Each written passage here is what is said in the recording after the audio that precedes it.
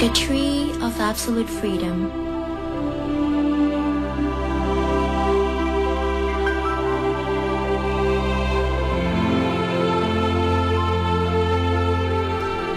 The Song of 100,000 Leaves weaves the tales of rise and fall.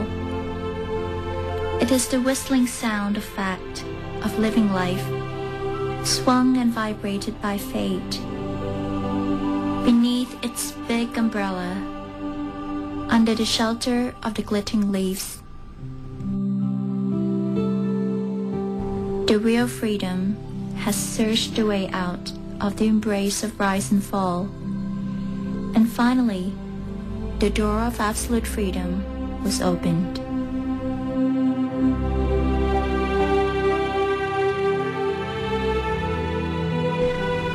Like lotus, the sacred tree called Bodhi placed the symbol of absolute achievement or enlightenment along the walk of living Buddhism.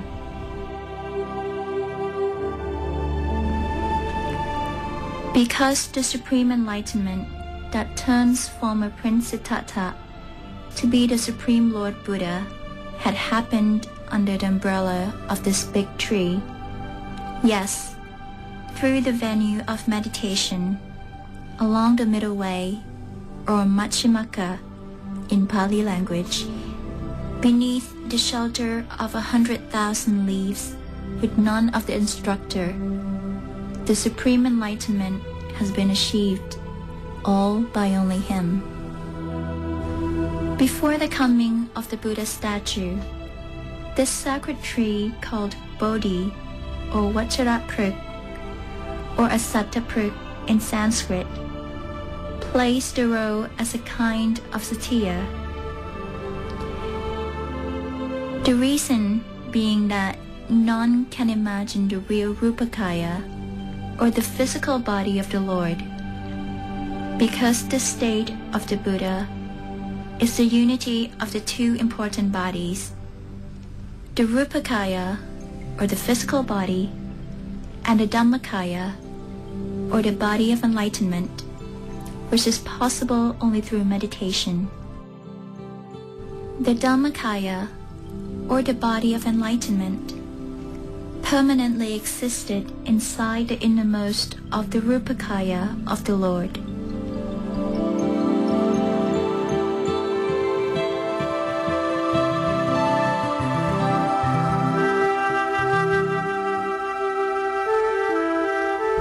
And it is the Dhammakaya that changed former Prince Siddhartha to be the Lord Buddha.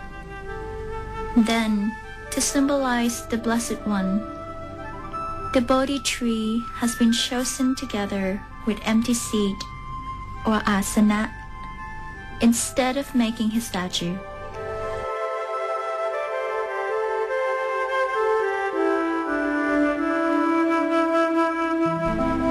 The Bodhi tree symbolizes not only the absolute freedom, but the big curved shade also symbolizes the universe, enwrapping all beings in the ever-flow of rise and falls that the Blessed One seeks the way out. Then, when the stupa or satya took its first step by Asoka the Great, the first delivered was in the shape of a semisphere.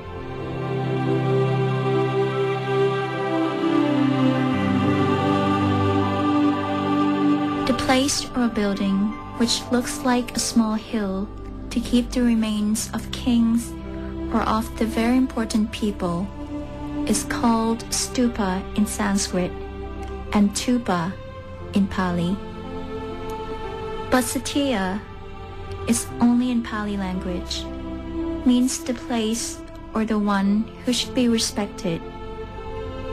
Stupa or tupa is always in the form of a small hill, but satya could be in any form because of its being the place to be respected is the main principle.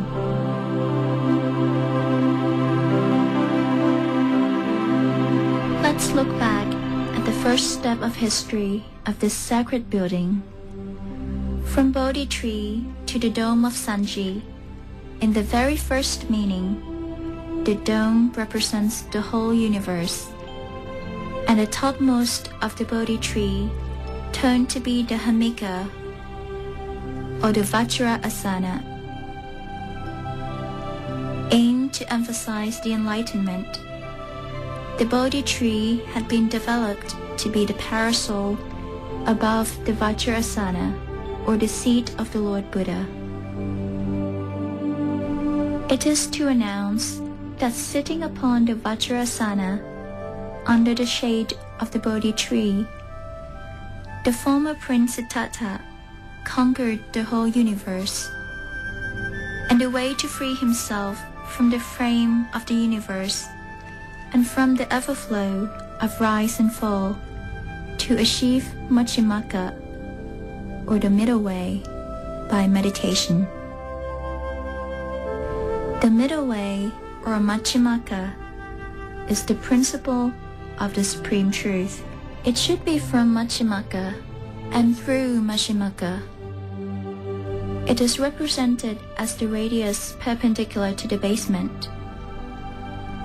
It is from the elevation of human, up and up, until greeting the Supreme Gate opening to the absolute freedom. From stupa or satya, it should be said that it is the inside-out art. It is not only the art of philosophy or the art of truth, but also the capacity to turn the invisible to be the visible one. And in the very first time, the process to create and to build the sacred building must be done with great care. It is believed that at the time Sanji was released, there were still Arhants, or the one who could attain the highest truth.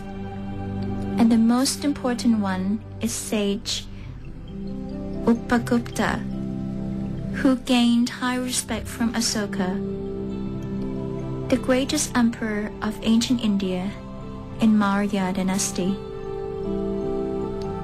Then the coming of Sanji should be from meditation, through meditation, and by meditation.